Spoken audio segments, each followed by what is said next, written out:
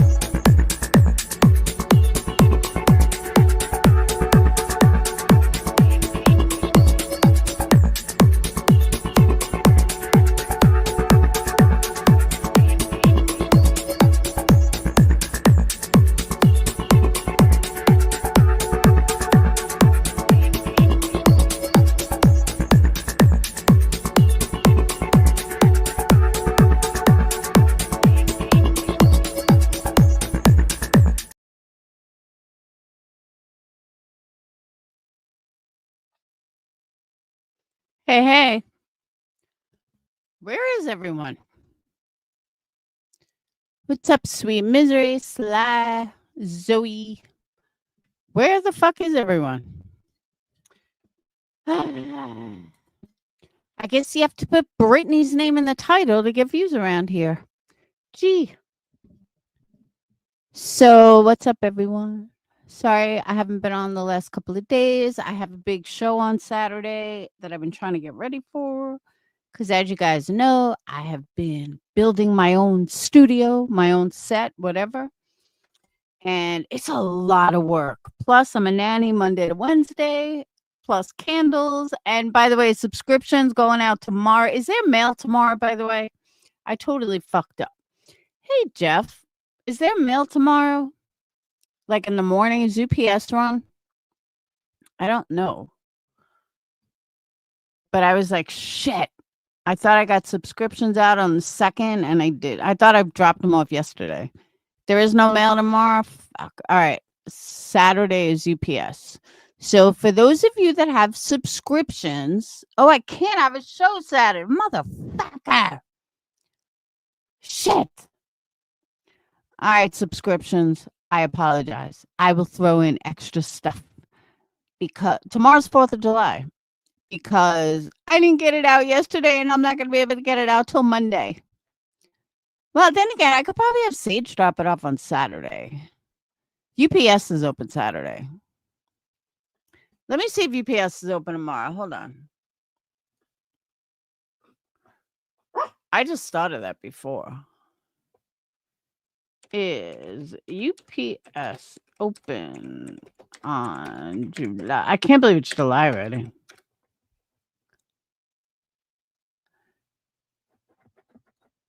What do you want, dog? UPS is closed. They're closed. Fuck. All right. So yeah, subscriptions are going out Monday. I will throw in some extras for being so late. I apologize. I can't believe I did that. I'm an idiot. But I'm telling you, wait till you guys see everything I've done. I'm so proud of myself. But I think I'm a little in over my head. But we'll see Saturday how it all looks. I'm excited. Hopefully it works well. It looks well. So that's why I haven't been around the last couple of days. But I have been listening to what's been going on. And I think differently than many people. And there might be some things that I say that you might not like. Or you might say, how can you say that? So I'm going to be a little careful with what I say, but I'm still going to say it. First, we'll start with Diddy. I believe that what we witnessed was a judge who did not agree with the jury and executed his power by, okay, you're not getting out of jail. I thought for sure that man was walking out yesterday. For sure. I was like, he's totally walking out. Give me a break. No, the judge feels he's too dangerous and he's putting people in danger if he's on the streets. So that tells me that the judge really didn't give a fuck what the jury said. And in his mind, he's guilty of sin and he's going to put him away for as long as humanly possible. That was my opinion. I don't know if you guys agree with that, disagree with that, but I mean, that's how I saw it. You win, like for the charge, in my opinion, he should have gotten bail based on just, prostitution. But that's why I think the judge looks at it as, nah, he's guilty as fuck. I don't care what the jury says. So that's just my opinion. So I don't think he's going to see the light of day for a long, long time. Hey, Evil Queen. And I don't think I've ever really witnessed that personally. Usually the judge just goes with the jury. But this was really the first time that I've ever seen someone with that much money, that much power, that much of a dream team on lawyers, and is still sitting behind bars. That's pretty wild. So let me just say, how many things we have witnessed in our lifetime that I don't think any other generation is going to see how much we have seen between lockdown and COVID and technology and judges and P. Diddy and all these celebrities. I don't know. It's just fucked up. It's wild to me. And the more I sit back and think about it, like, wow, we went through a lot in a lifetime. Hey, Rock Gem. So, I don't know. I think that he is going to sit in jail for a long time. I think judge is going to put him in there for like, I don't know, 20 years max. Like the max he can do. Because personally, I don't think he's dangerous at this point. Like he's not stupid. But yeah, judge said he's dangerous. He's not getting out. Okay. So, I don't know. Now let's move on to Kohberger. I'm going to play a couple of things that I found that I was listening to. One of them, Brian Enton, you're a fucking idiot. And I'm going to explain why. Hey, sweetie pie. All right. So I am very, very surprised that I am the only person that I have heard that came up with a specific theory. I really thought the media was going to say something, although let me say, Ashley Banfield did say something about it today, or I heard it today, but she didn't elaborate on it. And last night I had said to Patreons, in my opinion, besides saving himself from death or firing squad or whatever, this was Brian Kohberger's last move for control. That's all it was. He wanted to control this too. I really believe that. Now, on the flip side, does someone with Asperger's or autism think that deep? I don't know. I never met a narcissistic, autistic person. You know what I mean? So I can't answer that. But there were some things that we learned that were new that I did not know. But I really think this was just the final act of control. And I'm shocked that I haven't heard more people discuss that or think like that. Like, yeah, you're right. It was control. Do I think the courts did the right thing? Fucking hell yeah, they did. Anybody that thinks this would have been better off going to trial, I will just remind you of a woman named Casey Anthony. I will remind you of a man named O.J. Simpson.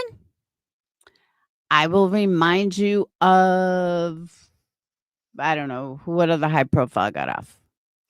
I do not know why the family automatically thought, okay, he's going to get out, he's going to get the firing squad. Have they not looked on Facebook? Have they not looked at the have they not looked at social media? All it takes is one fucking person, just one, to say, nah, I don't think he did it. Now I'm going to tell you why I feel that way. So I was flipping through stuff yesterday. And by the way, Sly Angel yelled at me. She told me to go to Truth and Transparency's channel since I want to be conspiracy theory.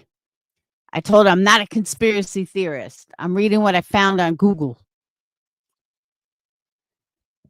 Can you believe that, though? She tried to kick me out of my own Patreon to go to Lana's channel. Unbelievable. Unreal. So,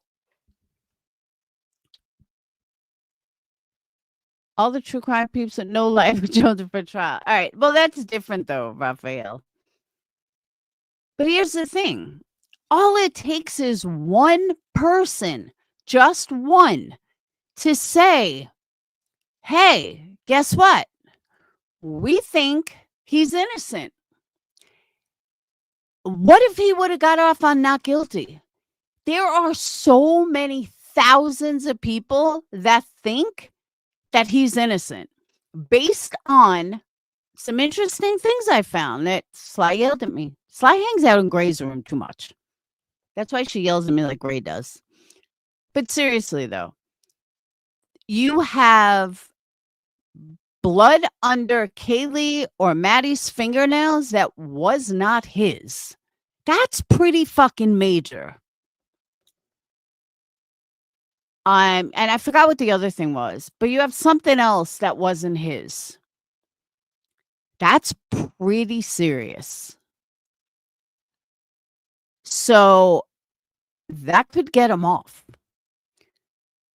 So Steve Gonzalez freaking the fuck out is absolutely ridiculous. Just absolutely ridiculous. He absolutely could have got off on not guilty or a hung jury. I think more likely it would have been a hung jury. They should be thrilled that he will never see the light of day again. Even if they killed him, that's not bringing her back. Why do I know that? Maddie was the target. I'm going to explain. In the hearing yesterday, and then I'm going to play some of the stuff I found. In the hearing yesterday, they said something about a Q-tip. There was a Q-tip found I read this on CNN. There was a Q-tip found with his DNA, which, to go with the conspiracy here, it could have been planted. You have no idea. We have no idea. I'm not saying it was. I'm saying that a defense could say they planted that after the fact. There's no way to prove it because the house is gone. Just a lot of things. To me, he would have had a better chance going for it. I did hear one of the lawyers, which is what I've been saying to you guys like for a long time now. Even if it's a fucking parking ticket, fight it. You fight everything. Never take a plea deal. I think it was lawyer said that. And I was like, yes, I've been saying that forever. No matter what, fight, fight, fight. Even if you're guilty as fuck, fight, fight, fight. Because you never know. You just never know. So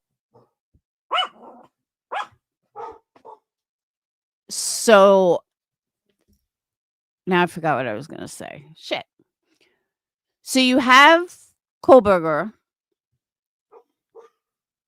You have a Q-tip. Oh, Maddie. Because Kaylee wasn't even supposed to be there. She didn't live there anymore. So it had to be Maddie. They also said that the Kern Noodle and Ethan were after the fact. That they got caught up in it, unfortunately, due to, probably DoorDash is how she got hit. And then it said that Ethan was killed in his sleep, which doesn't make any sense because I thought he was like halfway out the door. So I think there's still lies going on, or there were lies originally. It just doesn't add up. Stop. It just really doesn't totally add up. And I kind of don't believe any of them. But you stop. But you have Kaylee, who wasn't even supposed to be there in the first place. There's no way he could have known she was going to be there if she was the target. So that just tells me there was only one target, and that was Maddie. And then once you kill one, fuck, you might as well kill all four. What do you got to lose? Why he didn't kill the others? That I don't know. Why he left a witness? That I don't know. I couldn't tell you that. But I can tell you, hold on, that I'm going to shut the fucking door. Hold on. Karma, hush. Nobody wants to hear your mouth.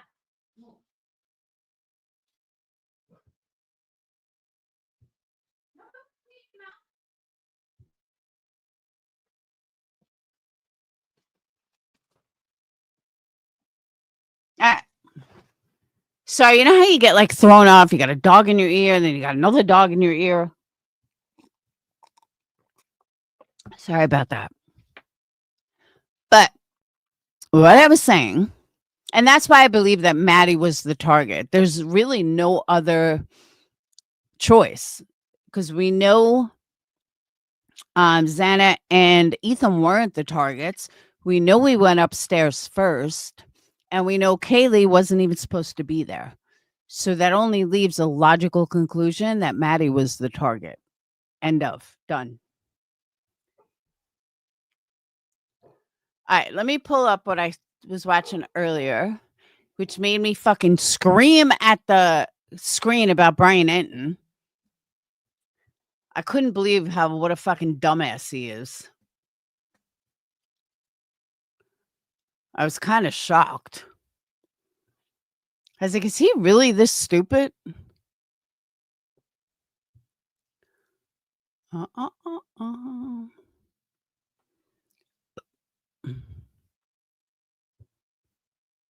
Did you guys watch the 48 hours special just now? I mean, they didn't really tell you anything new. Come on, where is it? I think it was before this. No, here it is. All right.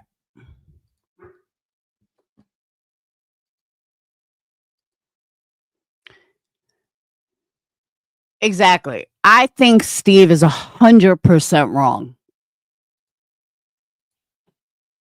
And by the way, well, I don't want to jump too far ahead. You're going to hear it in this. But I cannot believe what Steve is doing. And you'll understand that once you watch this. What a day. If you are in the true crime community, what a day. I haven't had a day like this, I think, since OJ maybe, or Casey Anthony. But what a day. Sean Diddy Combs finds out he's partially not guilty and partially guilty. Finds out he is not getting out of jail anytime soon. Nope. He is right back tonight at 10 o'clock Eastern, probably laying his head on a prison pillow at the MDC in the Southern Manhattan, right? Because the judge said, you're too dangerous to let out. You're too violent. My words, but effectively, that's what the judge said in denying him bail. And he's got another 4 months or so till October to find out how long he's going to spend in federal prison for 2 counts of violating the Mann Act, prostitution across state lines. Okay? Could be 20 years. If it just goes to the 9th, right? The nth degree, it could be 20 years. Probably not, but it could be. So he's going to have to stick it out. It's going to be a crappy summer for Sean Combs in the federal lockup until he finds out if it's going to be a crappy 5 or 10 or 20 years in prison. And all of this happening at the same time that one of the biggest stories, I dare say, of the last 10 years, right? The Idaho quadruple murders, the mystery of why a man would break in to a home. Who was comparing the Diddy fiasco to OJ? I wasn't comparing that at all. What I said was, if you think that Brian Kohberger is going to be an automatic guilty and he's going to get the firing squad, I refer you to think of Casey Anthony and OJ Simpson. It had absolutely nothing to do with the Diddy. Nice try, though. Where 4 students were sleeping peacefully. Oh, I'm sorry. I thought you meant I did. My bad. Sorry, Raphael. And brutally slashed them to death, stabbed them to death. I've had to say a man for 2.5 years. And tonight I say Kohberger did it because he showed up in court in that tan shirt and tan tie. And that was the look, staring straight ahead. I don't know if you noticed this, but a producer I work with said, did he shave his eyebrows? And I tried to get a really close look at all these pictures. I mean, I looked closely, but those eyebrows were not the same as the ones that we'd heard about and read about, bushy eyebrows that one of the surviving roommates at 1122 King Road said she saw. Look at those eyebrows. You tell me. Did he shave those eyebrows? Something's changed profoundly, but it doesn't matter. If, Brian Kohberger, you were preparing for trial and thinking that shaving your bushy eyebrows might save you from the firing squad, well, you aren't going in front of the firing squad, but you aren't going to live amongst us ever again, because today we can call you one of the most foul beasts among us. You are a sick and twisted murderer, quadruple murderer. You said so yourself. My hair stood on end when I heard him. My hair stood on end. Finally utter the words akin to a confession of sorts. I want you to see it for yourself. Take a look. Did you, on November 13th, 2022, enter the residence at 1122 King Road? Now, that's another thing I want to bring up that I don't want to forget. Ashley and everybody and Steve and everyone's like, oh my God, the judge is so heartless and blah, blah, blah. The judge sees this shit every fucking day. The judge doesn't see one murder different than another murder. He can't get emotionally invested. No judge should ever get emotionally invested. I don't know what everyone's freaking out about. Like, that's a good thing the judge isn't emotional about it. I don't know why everyone's like, oh my God, the judge was so mean. No, he wasn't. He was just being a fucking judge. In Moscow, Idaho, with the intent to commit the felony crime of murder? Yes. Did you, on November 13th, 2022, in Latah County, state of Idaho, kill and murder Madison Mogan, a human being? Yes. And did you do that willfully, unlawfully, deliberately, and with premeditation and malice of forethought? Yes. Did you, on or about that same date in Moscow, Idaho, kill and murder Steve Gonzalez, a human being? Yes. And did you do that willfully, unlawfully, deliberately, and with premeditation and malice aforethought? Yes. And did you on that same date in Moscow, Idaho, kill and murder Xana Kernodle, a human being? Yes. And did you do that willfully, unlawfully, deliberately, with premeditation and malice aforethought? Yes. And then on or about November 13th, 2022, again in Latah County, Idaho, did you kill and murder Ethan Chapin, a human being? Yes. Did you do that willfully, unlawfully, deliberately, with premeditation and malice aforethought? Yes. All right, based on the state's proffer and importantly, based upon defendants' explicit admission to committing these crimes, the court finds there is a factual basis. Therefore, with respect to count one, burglary, felony, how do you plead, Mr. Kohberger, guilty or not guilty? Guilty. As to count two, murder in the first degree, as it relates to the murder of Madison Mogan, how do you plead, guilty or not guilty? Guilty. As to count three, as it relates to murder in the first degree for the murder of Steve Gonzalez, how do you plead, guilty or not guilty? Guilty. No emotion, no explanation. He has Asperger's or autism. They don't show emotion. You guys are news reporters. You should know this. Why that's even being titled, I have no idea. He doesn't owe anybody an explanation. He just doesn't. And I know that everyone wants one, but he doesn't owe it in court. There's no trial. He doesn't have to give one. So this like sensationalism, like there's no emotion. They've obviously never dealt with an autistic person. What's not true? That many autistic people, when they're in trouble, don't show emotion? No, that's very true. As to count four, the first degree murder of Xana Kernodle, a human being, how do you plead, guilty or not guilty? Guilty.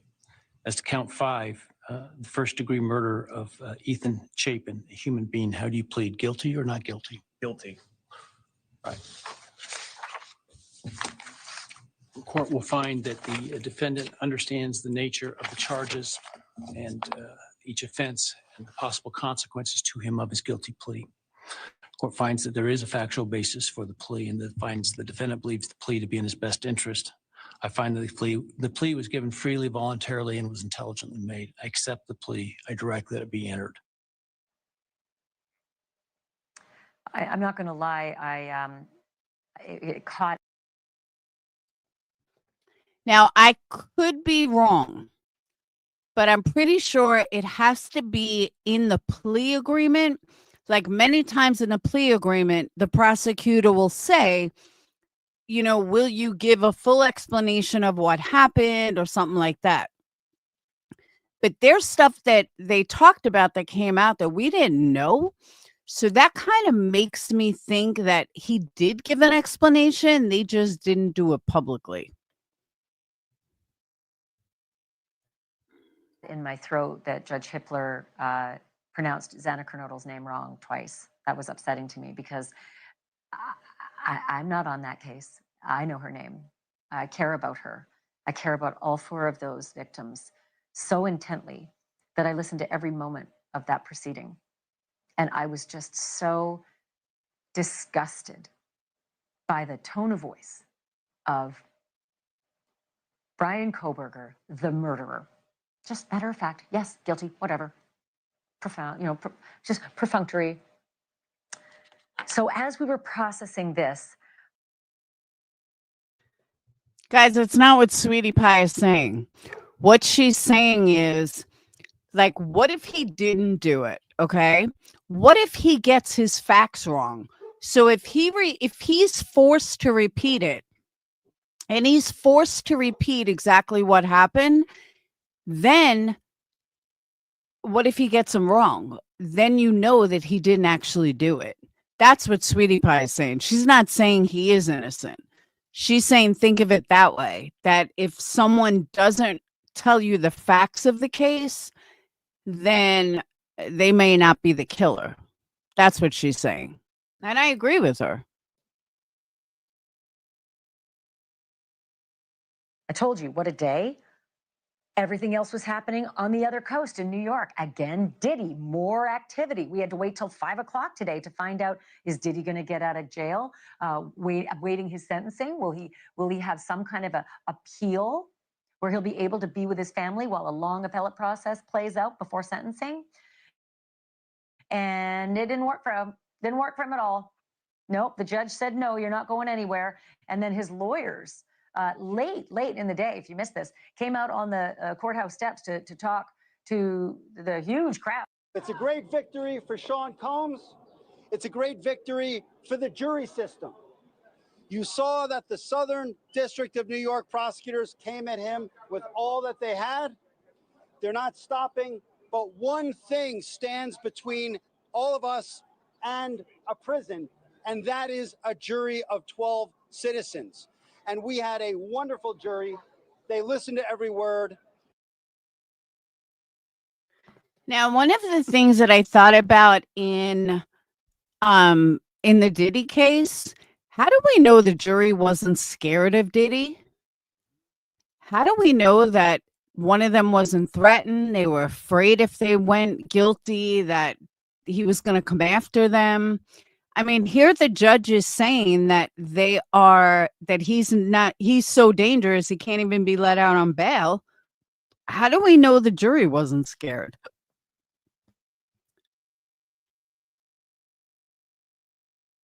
And they got the situation right, or certainly right enough. We'll see if he feels the same way in October when the judge takes into account what he wants and what the prosecution wants in terms of a sentence. Okay, I'm going to flip back now. No, Brian Kohberger is absolutely not dumb. He reminds me a lot of Phoenix. My own son, very high functioning in college, has a lot of the same signs and a lot of the same anger, but Phoenix gets laid, so he's not an incel like Brian was. Again, to Kohberger, because this has been a true crime day. Senior national correspondent Brian Enton has been on this story since the very first day. He has been in Idaho for almost every single hearing. He is there live now. Brian, you were in court. Just take me there. Tell me all the feels. Yeah, I mean, it was a lot. You know, it started with us lining up outside the hallway. Some people were here 5 or 6 hours early. We were all silent inside while the victims' families walked by and took their seats first. We went in. The first thing I noticed when Brian Kohberger came in is what you noticed. His eyebrows were a lot less bushy. He had a fresh haircut. His hair was much shorter. He was skinnier than I remembered seeing him last time. And then it all started. And I think I was waiting for some kind of emotion, finally. I mean, some kind of remorse. And it just never came. I mean, when he would say yes or guilty, I was just staring at him. Just, is there a little something on his face that like shows that he feels bad? All right, this is where I may not be liked, but there's not many people in here, so it really doesn't matter. Brian Enton needs to get over himself. He's a fucking news reporter. Don't get so emotionally invested in a case because the next case is going to come along. I remember Chris Watts. Everybody was up in arms about Chris Watts. Rule number one about being a reporter, do not get personally involved. All these people are acting like this is the only case they've ever been involved in. Like there's going to be another one, and then another one, and then another one, and then another one. And unfortunately, true crime is going to continue to happen. And there's going to be another case like Chris Watts, like the Idaho 4. There just is. No, I said he does get laid. Not he needs to. I said he does. Unlike Kohberger, who did not and is an incel.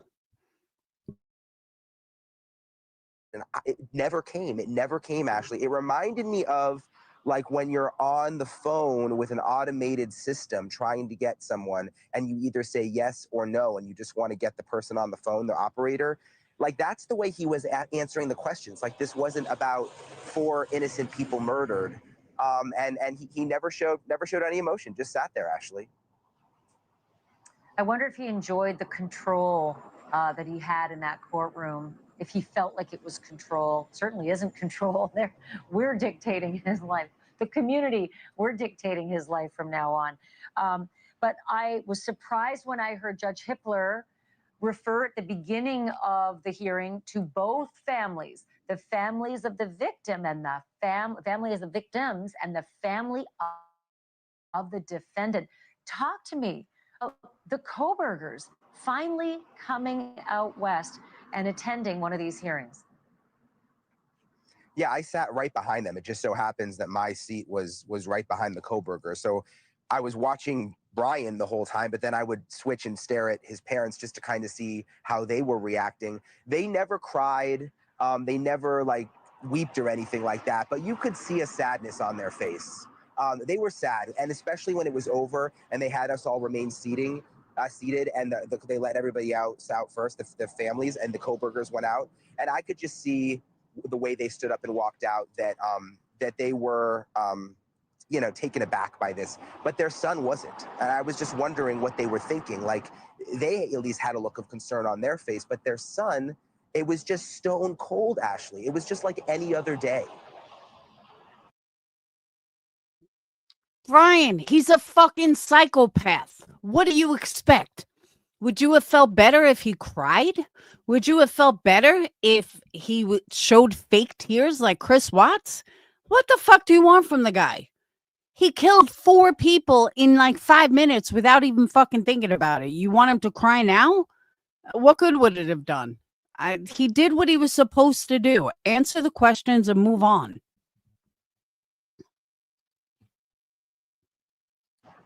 And, you know, there we were on the East Coast in Manhattan where Diddy was standing up and you know, clapping for the gallery and saying, Mom, I love you. Like,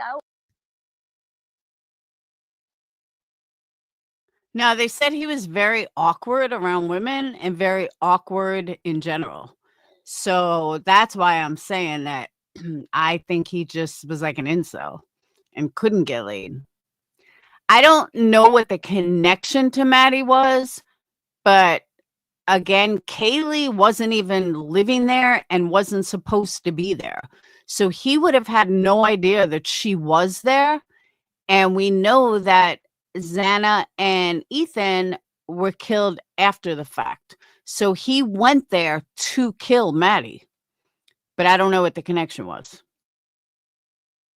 loud.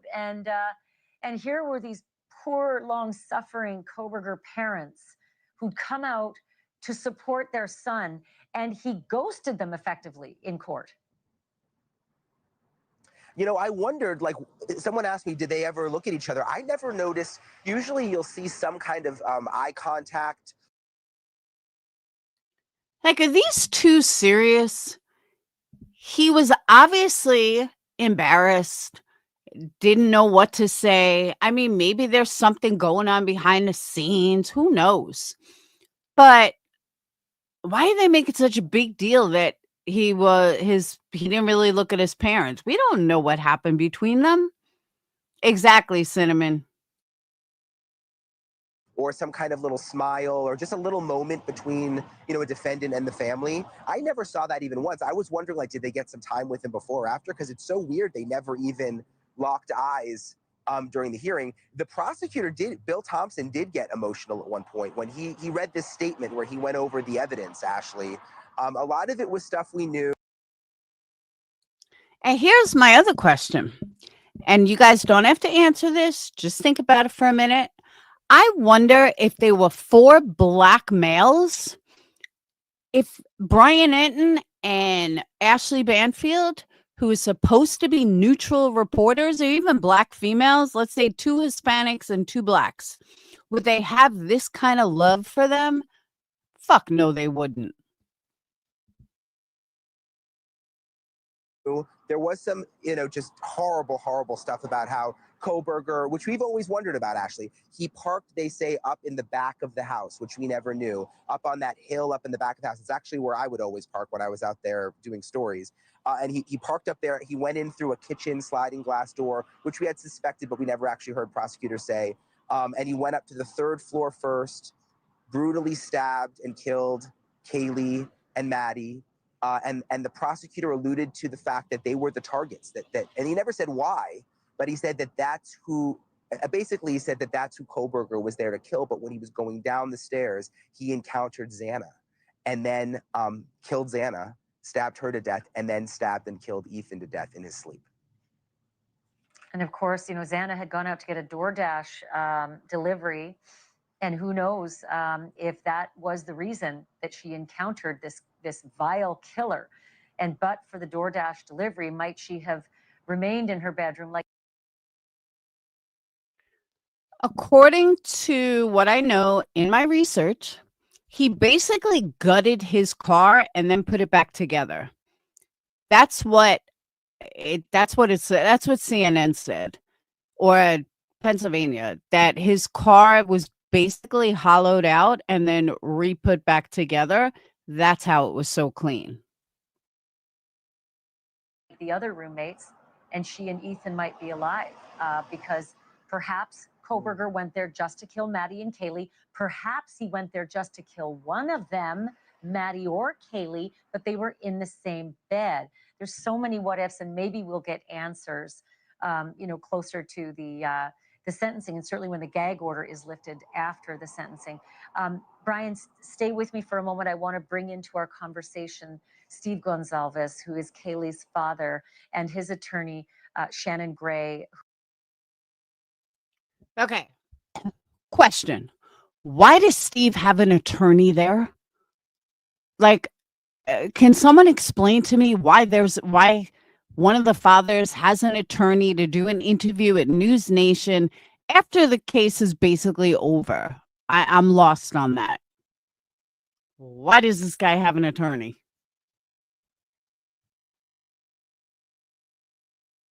Who have, endured the wrath of all of this for 2.5 years.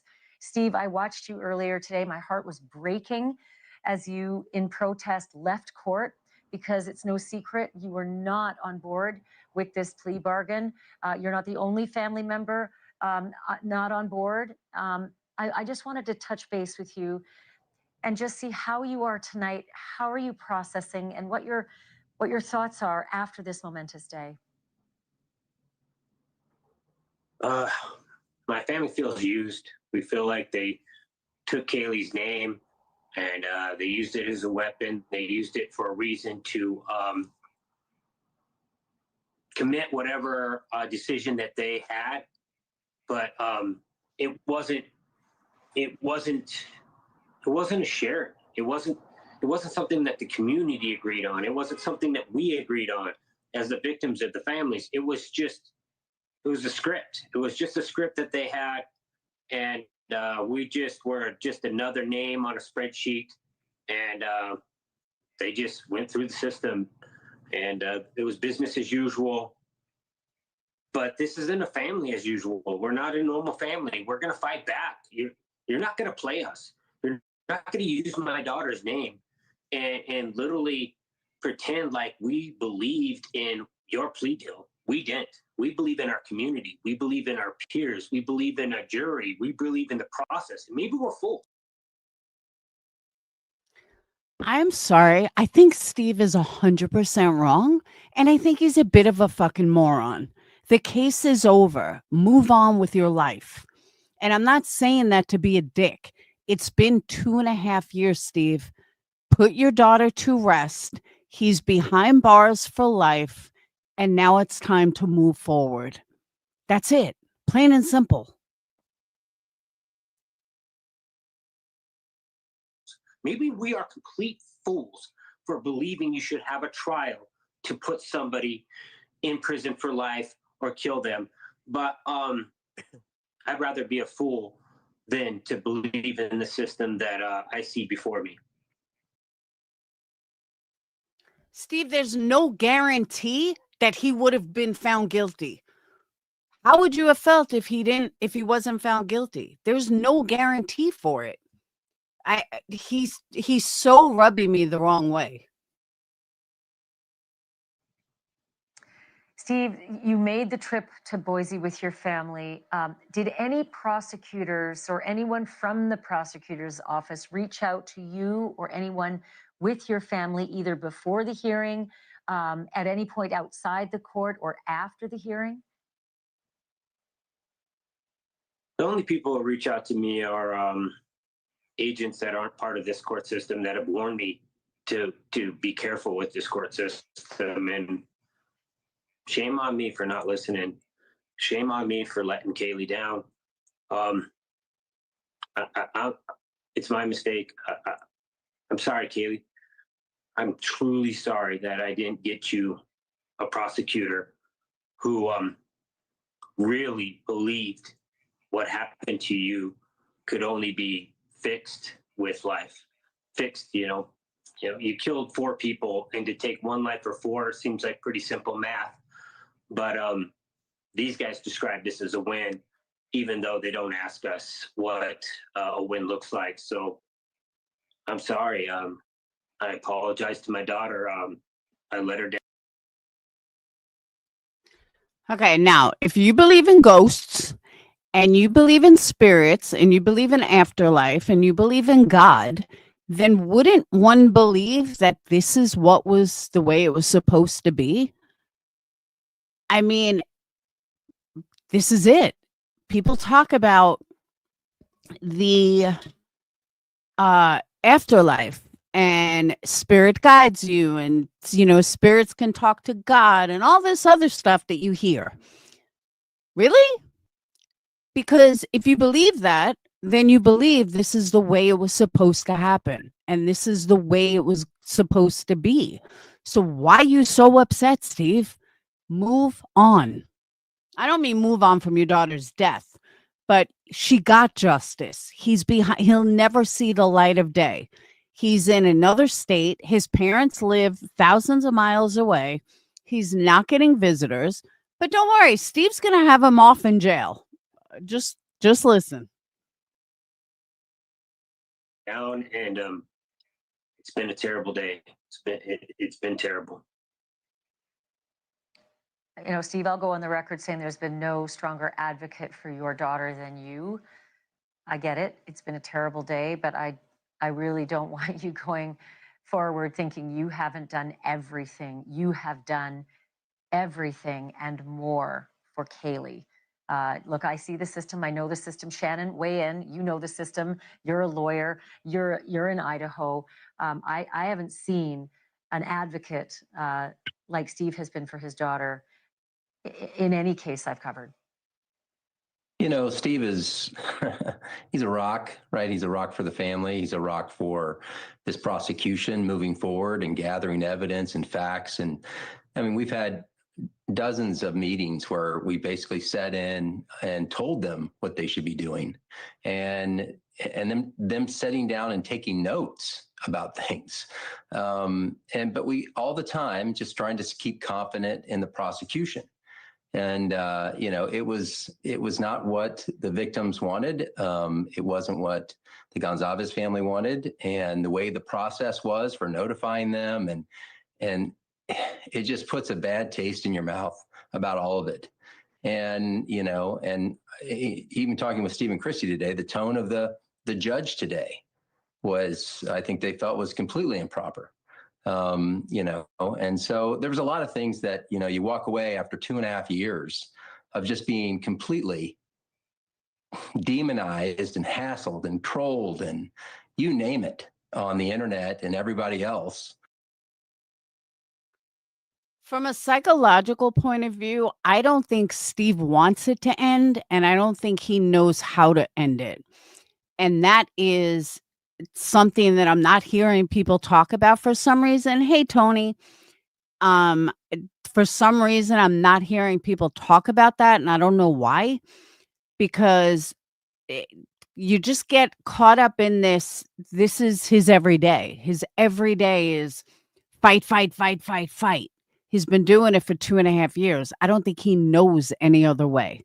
I don't think he is ready to give up. And a trial would have gone on for, let's say, another 6 months. And I think he just got hit early with it, and he just doesn't know how to walk away.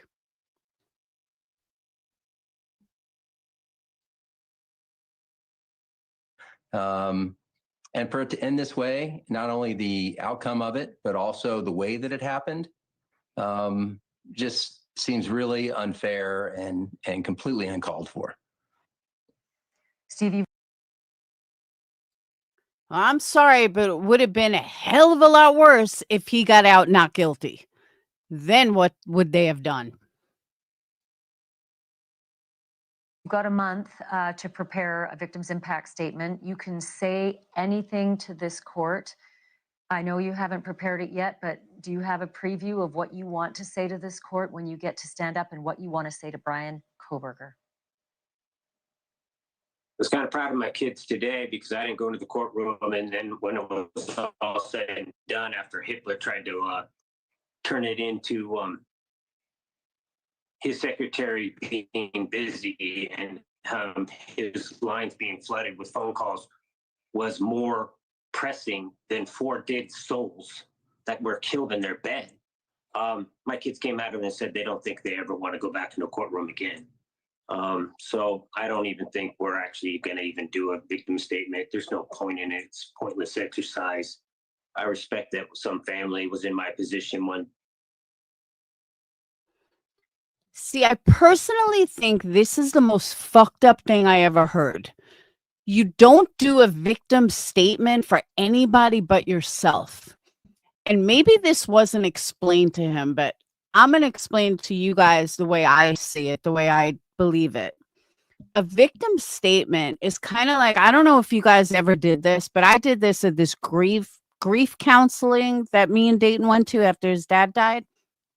When I did that weekend away, you write down all of your frustration, all of your anger, everything that you're upset about, and you write it all down, and then you throw it in a fire and you watch it burn. And that is your release. You just let it go. And then you move forward and you move on. That to me is what a victim statement is. That is your last chance to get out everything that you want to say, and then you release it. So when you walk out of that courtroom, there's nothing left to be said, and it's just released. So for him to be like, well, we're not going to say anything, it's not going to mean anything. It's not going to mean anything to Brian. Brian doesn't give a shit. But it's for you. It's Steve, it's for you to get out what you're feeling. It's for you to have that final word, that final closure that, everybody needs. And I don't think that was ever explained to him. I don't think that, hey, I'm not even going to say the name, but I know who you are. You know what I'm saying? Like, that's just what it's for. Just that letting go, that final word. Like, I finally got the last word. That's what it is. Years ago, and they probably felt a lot like how I feel right now, and thought that they should be able to speak and address the courtroom and try to fix the courtroom. That's probably what these victim statements were supposed to be, but they're not that anymore. And we're G's, we're Gonzalez's. We don't participate in pointless exercise that are a waste of our time. What we do is we speak to the media, we speak to people. Like, that's what I'm saying. He's so wrong in the way he's looking at this. It's not about anybody else, Steve. It's about you. It's about you fucking releasing the anger, the hate, you getting the last word in, you looking at Brian and saying whatever the fuck you want to say to that man. That's what it's about. And the fact that your lawyer, nobody is explaining this to you is sick to me. Somebody should explain to you what victim statements are. like you. We make change happen from inside out. And that's probably why they get mad at us and they push back at us and they say that, we're combative and this and that. You know what we are? When somebody says they're 100% for their daughter and they're a G, they're 100%. And that means some little plea deal that you made in the back alley isn't good enough. It's not good enough. Like, it's not a back alley deal. It's a fucking, he's convicted for life. He pleaded guilty. He stood up in court and said, yes, I did this. He is now going to go away for the rest of his life. He will never see the light of day. He's going to be in solitary confinement for a while because he's high profile. Steve's looking at it like he's off to a country club. He's not going to a fucking country club. He's going to be in solitaire for a couple of years. Chris Watts was. So I just don't know why hey, Vanessa, I just don't know why he thinks that, like, this isn't justice. It is. And whether he dies or not, can't bring your daughter back. Souls were lost for one Brian. Brian's not worth one of these people, let alone four. And I'll never accept a deal where one freaking Brian gets locked up in daycare for freaking adults. And that's supposed to be equivalent to 4 souls, 4 Idahoans, 4 of us, guys, 4 of us in college doing everything to the best of our ability. One loser from Pennsylvania is in his life, in our system, taking care of him. That's equivalent. That's equivalent. You need to keep calling. Steve, let me explain. Since your lawyer didn't explain it to you, I will. Okay? Death row, in many ways, is easier than general population. You don't have to worry about people. You don't have to worry about getting shanked. You don't have to worry about looking over your shoulder. You don't have to worry about any of it. And you get a tablet, you get to watch movies, and you're in your cell all by yourself, and you don't have to worry about, anything. In many, many ways, death row is way easier than general population. He is now going to have to be in general population, always look over his shoulder. He's probably going to have to join a gang or something. He would have been better off on death row.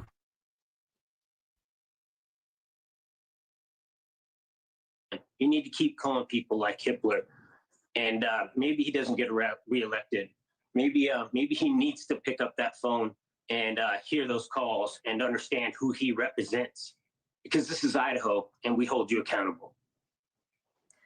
Steve, if you may, depending on how the next month goes, you may change your mind. You may decide to give an impact statement. If you don't, it is fully within your right. Do you have a message for Brian Kohberger tonight? You're a complete loser. You're an absolute loser. I'm ashamed. I'm ashamed that we couldn't have ended you. We didn't find the leadership to end you. That's your victory, bro. That's the best it's going to be. You beat me on that. My bad. I believed in the wrong people. I believed in the wrong leadership, but we'll fix that. What do you hope for him? What do you hope will happen in the future that is now inevitable for Brian Kohberger? They say there's such thing as a prison justice, and some of those people have reached out to me. Maybe they have a welcome gift for him. Maybe they can, Are you fucking kidding me? You just said on national TV that you're going to have him shanked in jail. Who reached out to you, Steve? Tell me. Because somehow I think you reached out to them. I highly doubt people in prison reached out to you. We're going to shank him, Steve. Don't worry. That's some fucked up shit. And nobody on this panel says a word. Okay, Steve. maybe this Pennsylvania city kid can go to Idaho. Some of those guys in there have kids just like mine, look just like mine, same age as all these other kids that were here. And you worked your, you made a couple choices, made a couple wrong turns, and you're in there, but you want the best for your kid. You want your kid to go to college. You want everything for them to go in there and win. And you don't want them to die. You don't want them to die.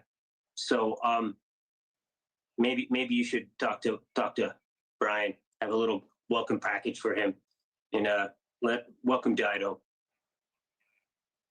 It's completely understandable. I can't imagine being in your shoes. Like I said, it's a month away. Maybe Brian Enton, if you could step in for a moment and just give our audience a reminder of what comes next and on what dates and what happens in the next month. Yeah, the sentencing actually has been set at the end, excuse me, of July, and that is when the victim impact statements will be made. I believe maybe Brian Kohberger could also say something if he wishes. I do want to elaborate on one thing Steve was saying when his connection was breaking up, and I'm curious what you think about this, Ashley, because you've covered so many cases, but it was very odd to me that when we went into the courtroom, and it was such a solemn feeling, and it was, I mean, like the biggest hearing in Idaho history, and the families are there, and Brian Kohberger's there, and there's just this really just deep, feeling. And the first thing the judge says is, I've got something that I want to address, like almost with an attitude, and says that it's been incredibly disruptive, that me and my staff have been getting calls, and the calls need to stop. And my staff has work to do. And this went on for a couple of minutes, and again, I'm curious what you think, Ashley. You were probably listening in the beginning, but like, it just seemed kind of tone deaf to me. I'm not going to lie. I was surprised. I just kept thinking about Steve and the other family members. That's what they're hearing first. Because again, he's a judge. He hears murder cases every day. This is not shocking for him, and he deals with this shit every day. And as far as being in prison, Brian's fucking in prison with other people that murdered. They murdered children, they murdered wives, they murdered strangers, they were armed robbery, and they murdered someone. Like, everyone's acting like Brian's going to a country club with a bunch of drug addicts. He's going to be in there with fucking murderers. Like, it's just murderers, period. And I don't know why anybody's calling the judge. This is just another day for the judge. It's not a big deal to the judge. A good judge will never get emotional over a case, ever. And honestly, that's what makes him a good judge. I know Steve wasn't in the courtroom, but it was difficult. But I also know how affected so many people across the country, indeed across the world, have been by the loss of these 4 beautiful kids. And so I can understand that there have been some calls and messages as well. I mean, look at those faces: Ethan Chapin, Madison Mogan, Xana Kernodle, Kaylee Gonzalez, prime of their lives. Beautiful, beautiful kids. And this is what it's come to. My great thanks to Steve Gonzalez and Shannon Gray, who has been his rock. I know, Shannon, you called Steve a rock. You've also been Steve's rock. Steve, we're here for you. You know that we're going to continue to follow this. We're going to continue to support you as well. And I can't say it enough. We give you our condolences always, but we also send you our love as best we can from where we are in your moment of grief. Thank you for doing this and sharing this with us. I so appreciate it. Thank you for your microphone and your audience, because without it, we'd just be crazies that nobody would ever listen to. Well, we're listening, and we will continue to listen. And Brian Enton, amazing work, incredible coverage, and he will continue to be on this case as well. To all 3 of you, my heartfelt thanks for this evening. I do appreciate it so much. Thank you for watching. Subscribe below and download. So that was the first one I want to show you. But I also want to say that all I keep thinking about is Ethan's brother and sister. And the reason I say that is, I said this to Patreons earlier today. I have multiples. There is a connection that cannot be explained. They're triplets. They're missing one. Is a stronger connection from what in my research of having twins, losing a multiple, whether it be a twin or a part of a triplet, and they say is a stronger bond than a mother and child. And I believe it. So I can't even imagine what his twin brother and sister are going through. And they accepted the plea deal. Why? Because they moved on. You never forget the person you lost, ever. You never, you just don't. But it's time to accept it and know that they're not coming back, and just believe that you're going to see them again in the afterlife. That's it. But you have to get to life. And, I always said this, whether someone dies, whether it's cancer, no matter what, life doesn't stop. Bills don't stop. Time doesn't stop. Everything moves forward. You have to move forward with it. And I think a lot of people forget that. And Steve definitely is forgetting that. And I just don't think it's healthy for what he's doing. You need an eye for an eye? Yeah, but in today's day and age, you really can't get that. Unfortunately.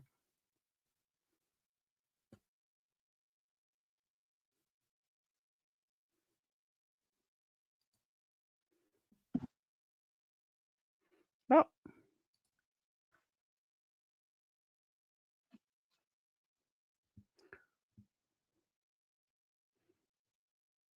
it is a broken bond. And I mean, as much as Sage and Phoenix fight, I could not imagine either one without the other. It's just a bond with multiples.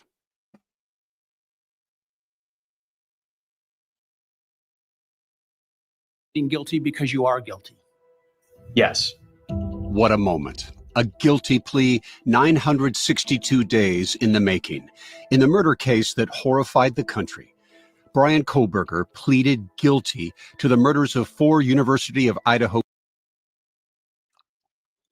Due to fair use, I will be stopping this one a little more than the others. students as their... Thank you, sweetie pie. You brought up some valid points. BK could have been found not guilty. And I think there's a chance he would have been found not guilty.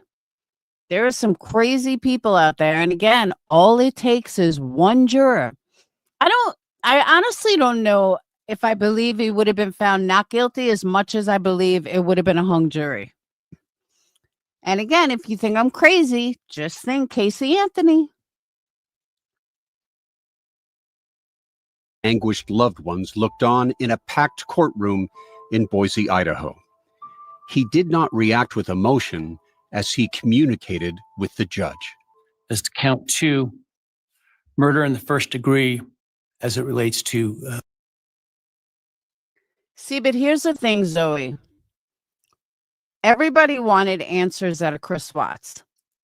That's all we heard. Why? So then he went and told the FBI why, and nobody believed it. Everyone said he was lying. It didn't happen like that, blah, blah, blah.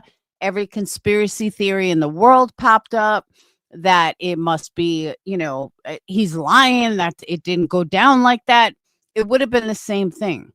So he can give an answer. He could tell you, but who's to say it's the fucking truth or not?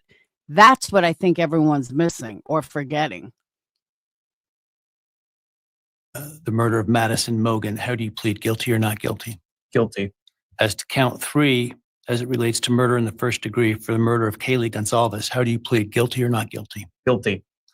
As to count 4, the first degree murder of Xana Kernodle, a human being, how do you plead guilty or not guilty? Guilty. As to count 5, first-degree murder of Ethan Chapin, a human being. How do you plead, guilty or not guilty? Guilty. This is what these four families of the victims had been longing to hear: an admission of guilt that Kohberger had attacked their loved ones in their off-campus home in Moscow, Idaho.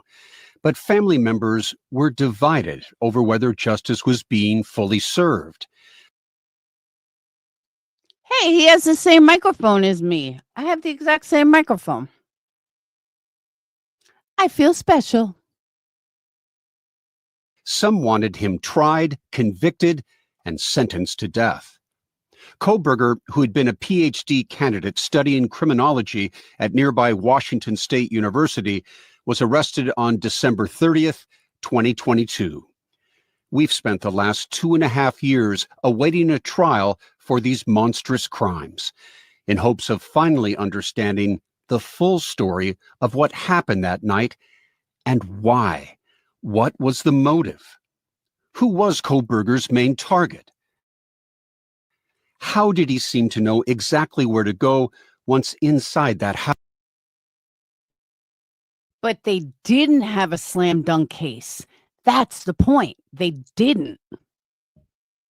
There were some serious flaws in their case. I'm Peter Van Sant. I've been covering this case for 48 hours since the beginning. I attended nearby Washington State University. I knew Moscow, Idaho to the point where I could just drive about anywhere without using a map. These murders really hit home for me.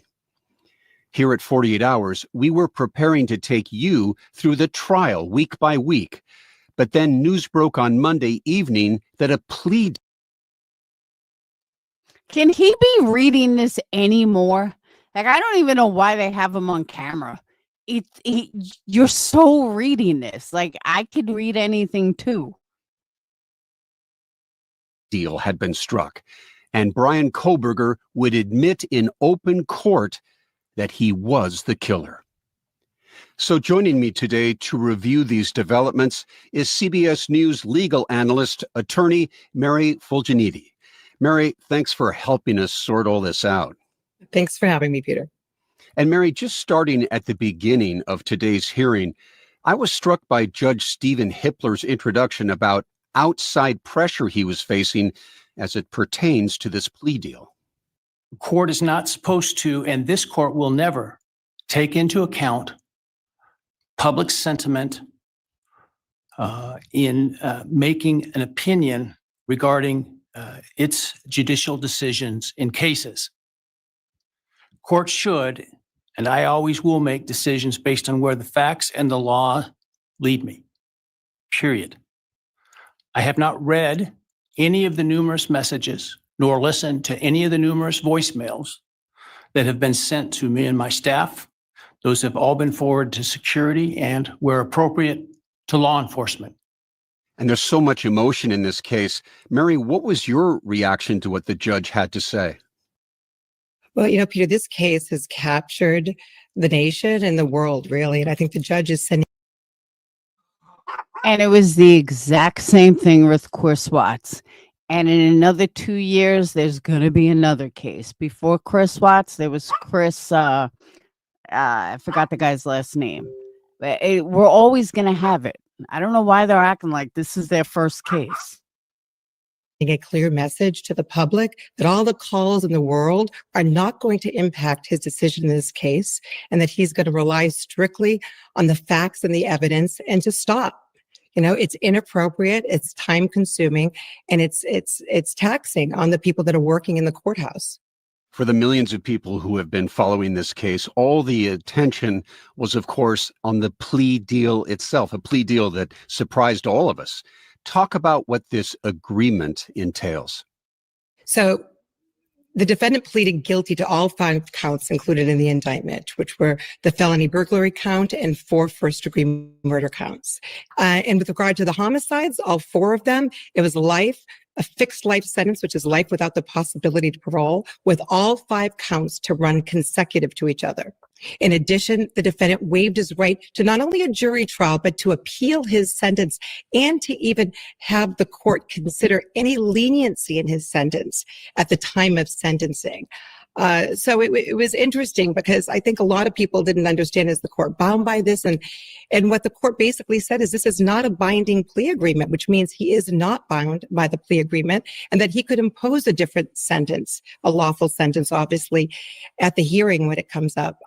But I think that's probably unlikely in this case, that he's going to stick with what the parties have agreed to, which has taken a long time to get to. This plea That's another thing. So the judge is not bound by the prosecution. So the judge, maybe the judge was a criminal justice major before he went to law school. Maybe he thinks Brian deserves a second chance in life and is only going to give him 25 years with the possibility of parole. He'll give 25 years for each sentence to run consecutively, and he'll be out in 25 years. Would Steve be happier with that? Like, the judge could be a dick and do that. The judge could be like, no.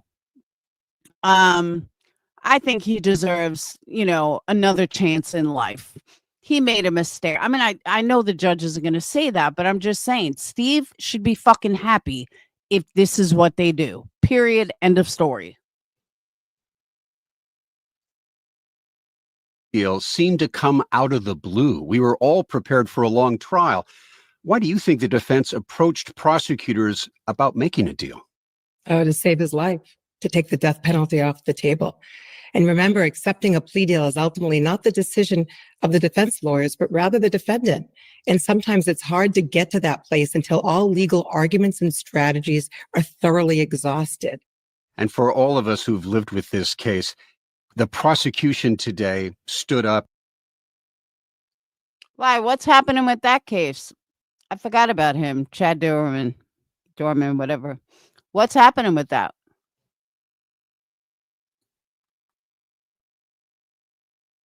And basically what seemed like almost an opening statement laid out what the prosecution's case was. Here's Prosecutor Bill Thompson. Back in March of 2022, when the defendant was residing at his parents' residence or was residing back in Pennsylvania, his home state, he purchased online a K-bar knife and sheath with an Amazon gift card that he had purchased shortly prior to the purchase of the knife, sheath, and sharpener. Jumping ahead, the end of June of that year, the defendant, Mr. Kohberger, moved from Pennsylvania to Pullman, Washington, which is right across the state line from Moscow, Idaho, for the purpose of pursuing a PhD in criminal justice at Washington State University. The state's evidence would indicate that beginning July 9th of 2020. It's weird. July 9th is Brad's birthday. But you know why the judge is so mad? Look at his ears. He's got like the biggest fucking Dumbo ears I've ever seen. And like a little head. That's why he's so mad. 22, Mr. Kohberger's phone began connecting to a cell tower that serves the area of the 1122 King Road residence in Moscow, Idaho. Now, I will acknowledge for the court and all present that there are many residences in that area. It's a dense population of mostly college-related occupants. Between July 9th of 2022 and November 7th, the defendant's phone connected to that particular tower during late night, early morning hours, 10 p.m. to 4 a.m., on approximately 23 times. And then Thompson described what transpired in the early morning hours of November 13th, 2022. According to the state's evidence, Kohberger's phone left his Pullman residence and was turned off at 2:54 a.m. and remained off until 4:48 a.m. They also obtained video surveillance on the highway that runs between Pullman, Washington, and Moscow, Idaho, that showed a vehicle matching Kohberger's car entering Moscow at 3:02 a.m. and circling the neighborhood.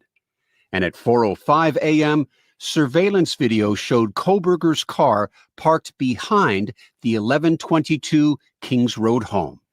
The state believes that its evidence would then show that the defendant entered the residence of 1122 through the kitchen sliding door on the back side of the residence, which is the side of the residence that would face the area above where the defendant's car was parked.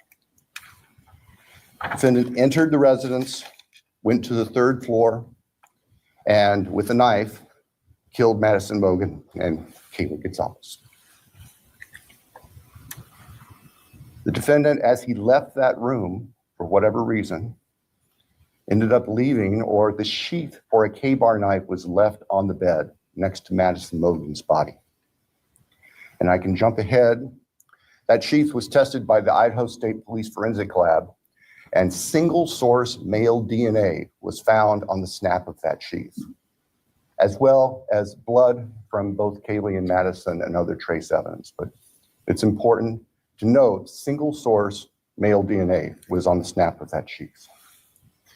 The state's evidence would show that Xana Knodel was still awake at this time. In fact, had taken a DoorDash order not long before this started. Her room was not on the third floor. It was on the second floor on the west side.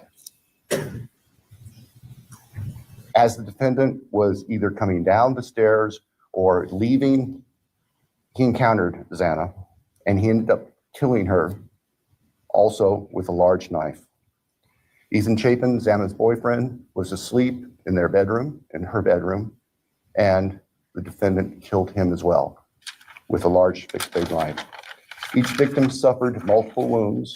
I will state for the record that there is no evidence there was any sexual component or sexual assault on any of the victims. I want to make that clear so there's no speculation. Thank you so much. I'm like rubbing my eyes. I'm like, am I seeing that correctly? I was like, it's red. I was like, $1.99. Damn. Thank you. You're the bomb. There were two other roommates in the house, and they were already asleep. During the course of this, one of those roommates awoke, looked out her door, not knowing what was going on.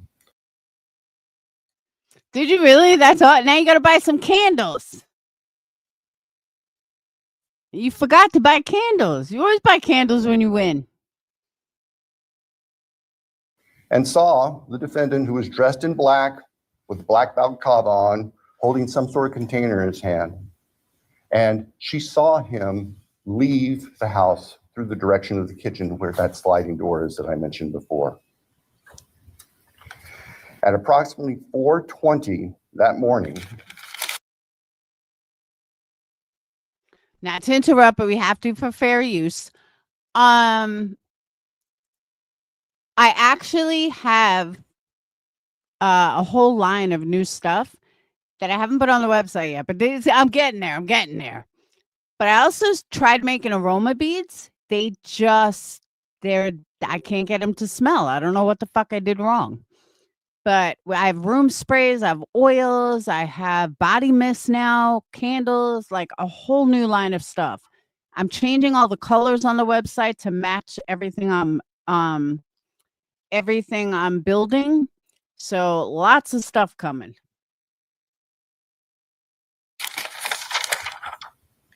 So this would have been 15 minutes or so later. Defendant's car is seen on a surveillance camera for 1112 King Road, which is immediately next door to the west of 1122, leaving the area at a high rate of speed. And if the court were to see that, or anybody in this courtroom were to see that, you can see the car almost loses control as it makes the corner, heads north, and then turns to go south on Walinta, which is one of the only ways to get out of that part of town. The evidence would show that following that, the defendant in his Elantra drove south of Moscow. We know that he drove on the back roads because there are surveillance cameras on the main highways, Highway 95, that would have picked up the defendant's car if he'd gone that route. And they did not show the defendant's car on that route during the time.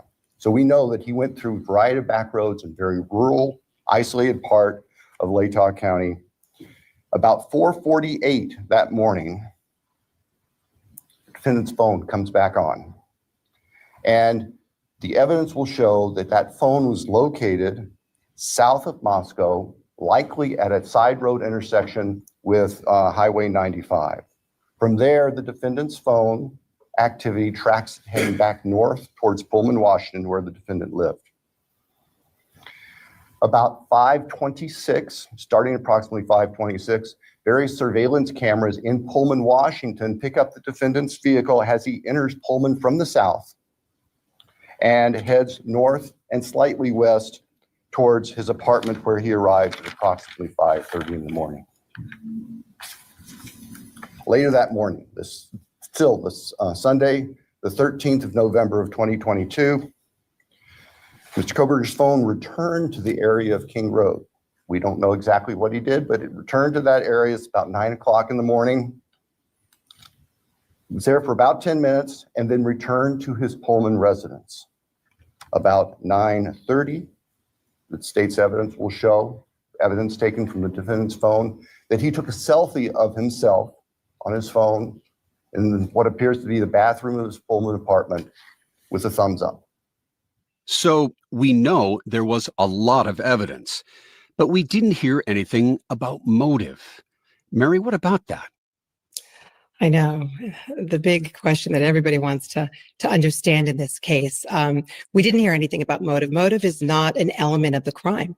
And I'm not so sure. YouTube rejected my comment 3 fucking times, so I'm just gonna say it. It's so good, but so I tell people, if you want that, just let me know, like pick any scent and just let me know pistachio, but it is definitely one of my favorites. I kind of have it like hidden because it's that good. That the prosecution actually knows at this point even what the motive was. And sometimes in cases like these particular, where the murders are so gruesome and heinous, you don't have any sort of black and white explanation. So I think that's why we probably didn't hear anything along those lines, because either they didn't know it. But again, he's going to lie. Why did they think he's going to be this stand-up guy and tell the truth? He's not going to. Whatever story they get, it's going to be a story, and that's it. And she looks like an actress. I can't think of the actress.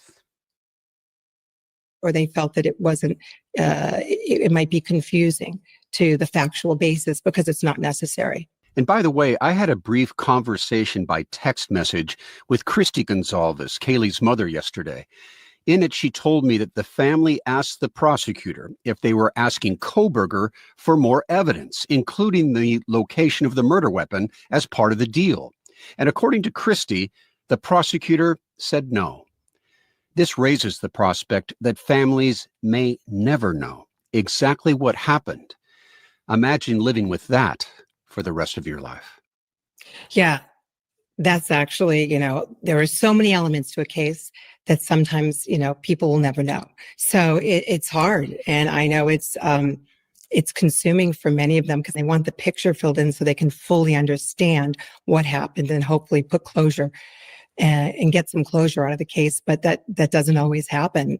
And even if it went to trial, they wouldn't necessarily have had that closure as well. So unfortunately, in cases like these, you need to focus on the evidence and what the evidence is and stick with that when it comes to the resolution. But even without a motive, why not take this to trial? The reason why the prosecution at this late date, I think, decided to discuss a plea was because the defense reached out to them. I mean, after all the hearings and the motions and the judge finally denied the continuance, the defense reached out to the prosecution and asked if there was a plea deal, and they would be remiss in not. But maybe, just maybe, the prosecution didn't have enough evidence. So maybe they offered the plea deal. Maybe they thought that there was a chance that Brian could walk free or have a hung jury, and they wanted to lock it in, seal the deal, throw away the key. I don't know why they're just assuming anything else.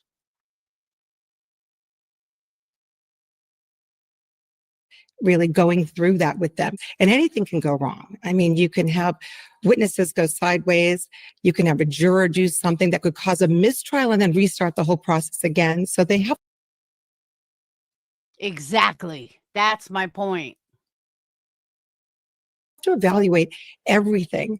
And in this situation, and here is the defendant willing to plead to everything, to all the facts, to everything that's included in the indictment. And I think they took all of that into consideration and decided that this was the most appropriate and just thing to do in the circumstances. And we've seen a divide among families of the victims. Some are relieved, while others are outraged, feeling betrayed by the prosecution for taking this deal. The Chapins. No, she looks like Diane something. There's a Diane, I can't think of her name. She used to be a big actress, then she had face surgery, and then she does like Lifetime movies. No, it's like Diane something. Diane keeps popping up, but I can't think of the last name. Said that they were attending the hearing in support of the plea deal, and the Mogens family attorney read a statement on their behalf today, also supporting. Is it Diane Lane? Maybe. The plea deal. We support the plea agreement 100%. While we know there are some who do not support it, we ask that they respect our belief that this is the best outcome possible for the victims, their families, and the state of Idaho. We extend our deep gratitude to the many law enforcement officers and staff who worked tirelessly to obtain the critical evidence that brought justice today. This is something where they want to put it away, and this is a guarantee. There's no more risk involved. That's going to save them a lot of pain and anguish. On the other side, the Gonzalez family issued a statement saying they are beyond furious at the state of Idaho. They said the state failed us, calling it a deal with the devil. Kaylee's father, Steve Gonzalez, refused to go inside the courtroom today, but spoke outside to the media. Yeah, maybe it is Diane Keaton. You might be right. That sounds about right.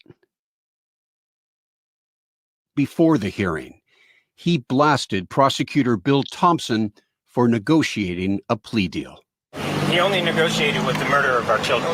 That was the only person that he negotiated with. He didn't give us the common courtesy to negotiate with us, even pretend. He could have just pretended and then lied, but he didn't even pretend.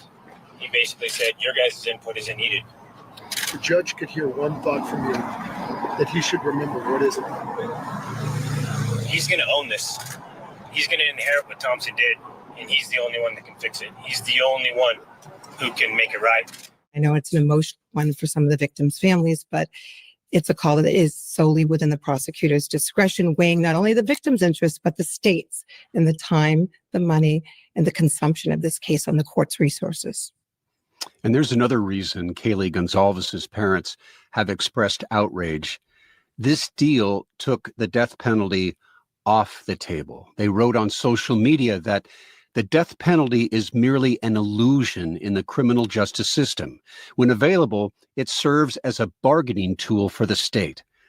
A new law in Idaho will go into effect on July 1st, 2026, that will make death by firing squad the state's primary method of execution. When I spoke to the Gonzalez family over 2 years ago, they had very strong opinions about that, should he be found guilty of the murders. Oh, firing squad. Absolutely. I think lethal injection is way too easy. I mean, I've read about it, and it's evidently very torturous, but I'm like, yeah, no, I'm not buying it. Evidently, if you feel like you're drowning and whatnot, I don't know. I mean, yeah, but I think that firing squad would be pretty terrifying, but nowhere near as terrifying as what our girls went through. They are understandably very angry and upset and want the defendant to pay the ultimate price here. And I know the Gonzalez's wish that since the prosecution had all the leverage in this negotiation, that they had included a stipulation that Kohberger tell every detail about how this crime was committed, how he planned it, how he carried it out. that he would have to tell that story before he could get the plea deal. And that breaks their heart that that was not a part of this. Yeah, and no one can compel that. The court can't compel that. The prosecution can't compel that. I mean, what we do know is that the judge found that there was sufficient facts and evidence to accept his guilty plea to each of the 5 counts. So, after all this, what happens next? Is this case finally over? Not yet. Sentencing is scheduled for July 23rd. And we expect on that day, the families will be able to have their day in court. They will be able to address the court and give what they call victim impact statements about the pain and the anguish and the torture, basically, that they have gone through. See, but that's kind of what Steve was saying. Like, Brian's not going to care. The judge doesn't give a fuck. I think saying it like that, you're not going to get the same kind of victim statements, but letting Steve know that it's about releasing his anger and his hatred and finally being able to put it behind them makes a lot more sense than we get to say whatever. Steve, you're going to get the last word. You're going to have control. That is far more important than him lying about details, because that's all he's going to do is fucking lie. As a family. And I expect that that'll last the whole day, and it's going to be a very emotional day. It's one that you hope gives some closure and some peace to the families. And it's one that I suspect there won't be a dry eye in the house. And these will be very powerful statements for people like the Gonzalez family. They finally get to say in a room where they know Brian Kohberger can hear them what they think about all of this, and they are devastated. So that will be a compelling day. And we will continue to provide updates on this case. Thanks, Mary, for joining us. Don't worry, there'll be 20 more cases. But I'm going to try to find this Diane, because I keep thinking Diane.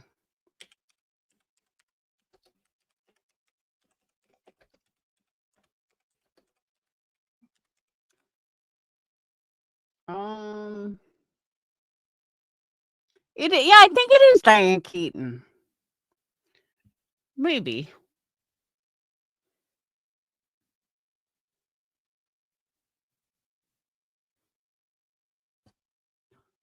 Yeah, maybe it is Diane Keaton.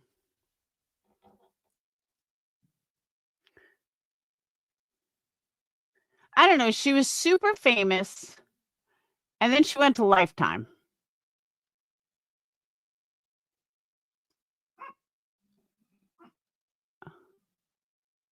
Yeah, I think it is Diane Keaton I was thinking of. Not Diane Lane.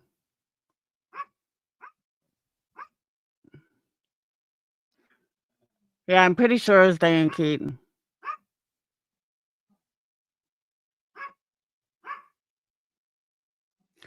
Who knows? Next time I see her, her name might not even be Diane. I don't know. She just looks like a famous actress. I want to say Diane Keaton. So, all right. I'm going to get off. It's wet here. I'm sorry, Lizzie. It's dry here. 80 something. Anyone know the weather tomorrow? Let me look. Weather. 4th of July. 92. Saturday is going to be 92. Friday is going to be 92. Ooh, this festival is going to be lovely. It's going to be hot as a motherfucker. I don't know. Should I bring like a portable? I mean, candles are going to fucking melt. Should I bring like a portable AC or something? I'm just thinking about that. How do I keep candles from not fucking melting? I think maybe I'll bring portable fans. I don't know what else to do.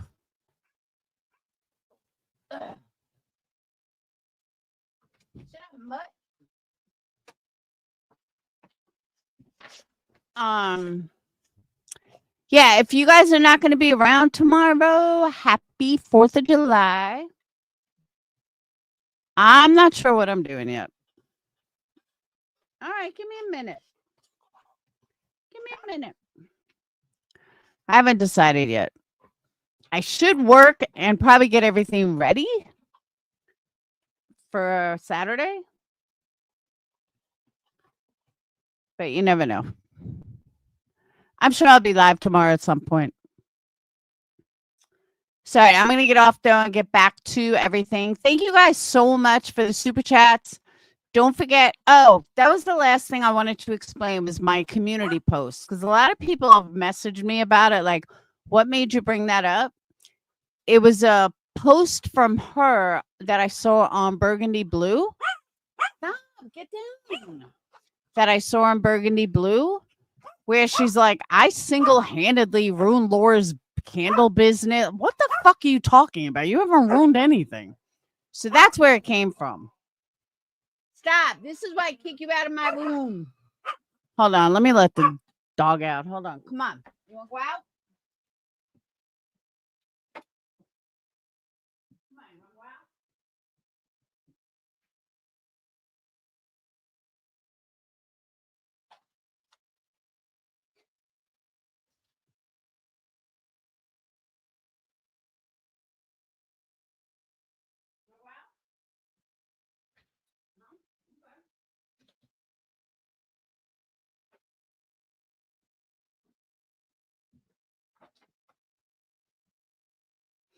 All right. So that's where it came from. Burgundy Blue. So I just don't know why she just doesn't fucking quit. Like, okay, whatever. I'm not even getting into it. I've been really good, not even mentioning her. But for those of you that asked me, that's where my community post came from. Because I saw that. It was like really late. I was like, what the fuck is that? So yeah. So that's why. Yes. The only thing I have to do, I have to update the website. But like I said, everyone told me that my everything from my show should match the colors of my website. So all the wood projects I'm doing, let me show you guys one of the wood projects that I completed. Hold on. I am really super proud of this. So I'll show it to you. Hold on.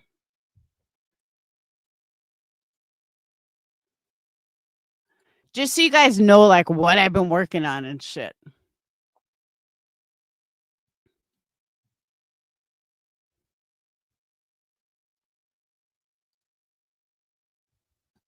Are you ready? Don't mind my garage floor.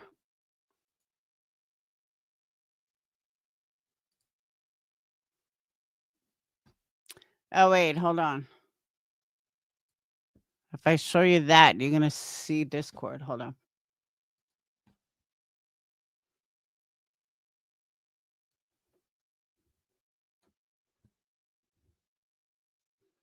Boop. Are you ready for the big reveal?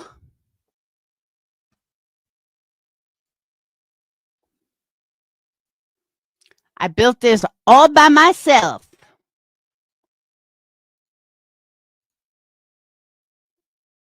Ta-da! Yep, that's right. I did that. That is a 3-tier shelving unit for craft shows. So I know you can't really tell the colors, but it's like a black and a taupe. So yeah, that's one of the things I built. I got a pegboard that I built. And wooden crates. But I got to finish putting the final touches on this. And that's it. Sage is like, Mom, you should sell those. I said, it's not a bad idea. I've seen one similar to this that were a little bigger, though, like fucking $2,000. I'm like, holy shit. But let me tell you, this was easier than fucking wood crates. I can't even tell you how many problems I've had with wood crates. Simple, basic. but I got an idea tonight. I screwed up a wood crate. You know, like Bad Wolf said to me, no, it looks good. It's like, what was the problem? I said, growing pains. Because I've learned a lot over the last couple of weeks, like a lot. I did not think I would learn this much, but just a lot of little things that I learned. Like when I was doing the crates, you know, like use the same thickness in all of the boards. Like it sounds simple, but when you cut them and, you know, one might get a little short, but it makes a difference because you got to put them down. So I've learned a lot of stuff. And, but yeah, this was my first big project. I'm very proud of it. Yes, I have signs. I got to do my other one. I got to redo my prices. I have so much to do before Saturday. So much to do. But these flowers came from Sage's room. During COVID, when I redid a room, I put all these flowers on around our whole room. So that's where these came from. And I love it, though. I saw a thing on YouTube. I was like, I'm going to make that. And then it folds. That's the other thing. It folds so it can go right in a car. Because that was my whole thing. I want to make folding stuff so it fits in a car and I don't need a truck. And the pegboard I'm not so thrilled with, like to hold all the wax melts, but it'll work. I just hope it fits in the car. I haven't even checked. I know this will fit in the car, but they're all like 6 feet tall. So, but yeah, I have all these wood tools. I bought a nail gun. Best investment ever. I'm telling you. I didn't realize. I mean, it takes a little while to get used to. Because like I keep hitting it, you know, on the side. And I'm like, fuck. So then I got to start over. But yeah, I love a nail gun. And then last night I learned how to do angles and picture frames. And so it's a process.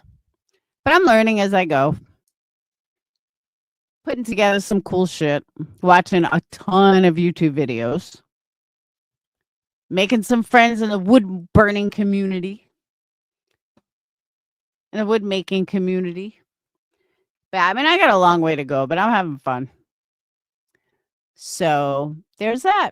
All right. But I'm going to go. I got to go finish painting.